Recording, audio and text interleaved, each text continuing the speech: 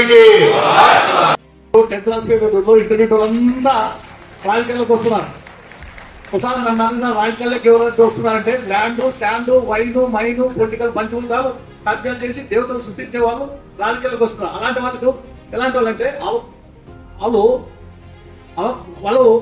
ఓటేసే వాళ్ళు ఉండరు, వాళ్ళకు ఎట్లా చదివే ఉండదు, చదువు కూడా ఉండదు. ఏమంటే ఈ వాళ్ళకి అవకాశము, ఆశయము, ఆరోగ్యము, ఆదర్శం ఉన్నప్పుడు ఇప్పుడు యేసూరి కామ్రేడు సీతారామూర్తి యేసూరి బ్రాహ్మణ కుటుంబం పుట్టి మరి మోహన్ కందకు మేనలుగా ఉంది. మరి అత్యంతమైన విలువలు కలిగిన వ్యక్తి, విజ్ఞానము, ఆత్మగౌరవం, శీలం ఉన్న వ్యక్తి, సంఘ సంస్కర్త అని చెప్తాం. అలాంటి మహానుభావుని ఈరోజు నాకు కాంగ్రెస్ పార్టీ నుంచి అన్నా నువ్వు పోవాలంటే ఖచ్చితంగా పోతాను.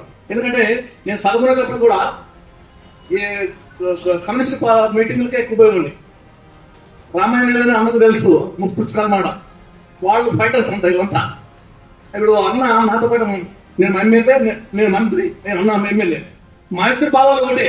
నాలో సిపిఐ ఉన్నాడు, సిపిఐ ఉంది, మరి లెఫ్ట్ పార్టీలు ఉన్నాయి, నాకు పేరు మాత్రమే కాంగ్రెస్ పార్టీ. అన్నీ ఎదిరించేవాడు ఉన్నప్పుడు అవతల భయపడతాడు. మనం వాడు అవతల బెదిరిస్తే మనము ఎదిరించకపోతే లైఫ్ లేదు. కాబట్టి పెద్ద కామ్రేడ్ సీతారాం కేసరి యేసూరి గారు ఇందిరాగాంధీతోనే ఫైట్ చేసి ఎమర్జెన్సీలో ఆమె రాజీనామా చెప్పిందంటే ఎంత మగధేయుడు అని చెప్పచ్చు. మరి రాష్ట్రపతి ప్రజంగానే సవరణ చేసిన దమ్మున్న నాయకుడు ఎవరైనంటే, గడుచుకున్నామనంటే సీతారాం యేసూరి గారు. అని ఎందుకంటే మహాత్ముడు ఎక్కడ పుట్టినా చరిత్ర చెప్తుంది, నీచుడు ఎక్కడ పుట్టినా ప్రాంతం చెప్తుంది, మల్లెపువ్వు ఎక్కడ పుట్టినా దాని పరిమళం చెప్తుంది. ఆ పరిమళమే మన ప్రియతమ నాయకుడు కామ్రేడ్ సీతారాం యేసూరి గారు. కర్నూలు టౌన్ లో ఒక బహిరంగ సభలో పాల్గొన్నాను. పుచ్చలపల్లి సుబ్బరాయ గారి విగ్రహం ఆవిష్కరణ కార్యక్రమానికి కర్నూలుకు వచ్చాడు. అది అనుకుంటా సిపిఐ పార్టీ కార్యాలయం ఆవరణలోనే బహిరంగ సభ పెట్టారు. అప్పుడు సీతారాం యేసూరి గారు, సిపిఐ పార్టీ నాయకులు, నేను పాల్గొన్నాం ఒకే వేదిక పైన. ఎందుకంటే అలాంటి మహోన్నతమైన వ్యక్తులు చాలా అరుదు. మన భారతదేశంలో కూడా కమ్యూనిస్టు పార్టీ నాయకులు చాలా గొప్ప గొప్ప త్యాగాలు చేశారు.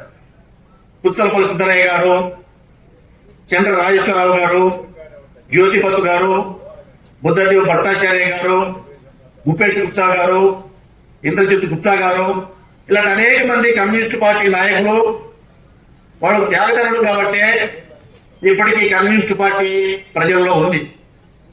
ఇప్పుడు కూడా కమ్యూనిస్టు పార్టీ దేశంలో అధికారులే రాకపోయినా కానీ కమ్యూనిస్టు గురించి బయట చాలా మంది చెప్పుకుంటారు.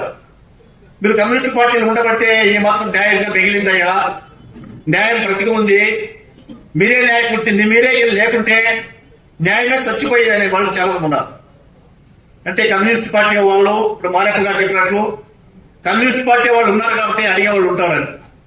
ఈ సభ ప్రారంభం కాకుండా కింద కుర్చీలో కూర్చున్నప్పుడు మారప్ప గారు నాతో అంటున్నారు, కమ్యూనిస్ట్ పార్టీల అధికారులకు రావాలా, ఒకవేళ రాలేకపోతే పార్లమెంట్ లో, అసెంబ్లీలో, మున్సిపాలిటీలో, స్థానిక సంస్థల్లో బలమైన ప్రతిపక్షంగా ఉంటేనే అన్యాయాలు, అక్రమాలవి కొంత మేరకైనా చెక్ పోస్ట్ ఉంటుంది, స్పీడ్ బ్రేకర్లు ఉంటాయి, లేకుంటే నాన్ స్టాప్ గా పోతారు ఈ పెట్టుబడులు అని చెప్పారు. ముందుకు తీసుకొని పోవాలా, కమ్యూనిస్ట్ ముందుకు తీసుకోకపోతే అరాచకాలు, అన్యాయాలు, ఈ పెట్టుబడిదారి వ్యవస్థ పెరిగిపోతారు. నిజంగా సీతారామ యేసూరి గారు ఇందిరాగాంధీ తోటి రాజీనామా చేయించంటే చిన్న విషయం కాదు. 1975, 76, 77 సంవత్సరాల్లో పశ్చిమ బెంగాల్ కాంగ్రెస్ పార్టీ అధ్యక్షుడు డికే బారువా ఆయన పేరు. ఆయన ఇండియానే ఇందిరానే ఇండియా అన్నాడు. టోటల్ ఇండియా అంటే ఏమి, ఇందిరాగాంధీ, ఇంకెవరు లేరు చెప్పాడు. దాన్ని సిపిఐ పార్టీ తీవ్రంగా వ్యతిరేకించాయి, ఖండించాయి, విమర్శించాయి. అలాంటి ఒక నిరంకుశమైన ఒక నియంత్రణకి వ్యతిరేకంగా ఢిల్లీలో ఊరేగింపు చేసి ఆయన చేత రాజీనామా చేయించాడు. జేఎన్యూ అంటే జవహర్లాల్ నెహ్రూ యూనివర్సిటీ అంటే చిన్నది కాదు, అది వామపక్ష ఉద్యమాలకు ప్రతీక. ఎస్ఎఫ్ఐ, ఏఎస్ బలంగా ఉన్నాయి, దాంతోపాటు ఏబీపీ కూడా అందులో. అయినా కానీ అట్లాంటి చోట మన విద్యా సంఘాలు బలంగా ఉన్నాయంటే ఇట్లాంటి వారంతా కలిపి ఉద్యమాలు చేయబట్టే ఆ జేఎన్యూలో బలమైన విద్యార్థి ఉద్యమాలు ఇప్పటికీ నడుస్తున్నాయి. విద్యార్థుల సమస్యలపైన పోరాడుతూ అదేవిధంగా ఇందిరాగాంధీని తమ పదవికి రాయినాయి. మరి ఇటువంటి స్థితిలో వామపక్ష పార్టీలు వామపక్ష ఉద్యమాన్ని ముందు తీసుకుపోవడం అనేది కొద్దిగా కష్టతరమై అయినప్పటికీ దీన్ని సాధించేందుకు ఏమంటే అన్ని రకాల అవకాశాలు మార్క్సిజం యొక్క సిద్ధాంతమే తెలియజేస్తుంది.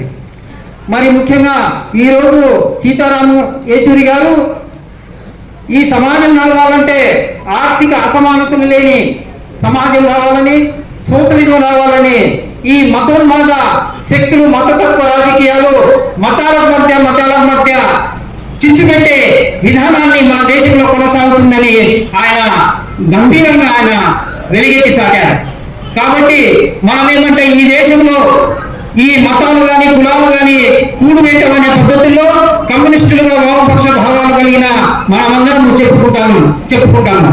మరి ఆ సందర్భంలో మనం ఏమంటే కమ్యూనిస్ట్ సిద్ధాంతాన్ని, కమ్యూనిస్ట్ ఆచరణని, అన్యాయానికి వ్యతిరేకంగా పోరాడే దృక్పథాన్ని కలిగించుకోవాలని ఈ సందర్భంగా నేను విజ్ఞప్తి చేస్తూ ఇంతటితో నా ఉపన్యాసాన్ని ముగిస్తున్నాను.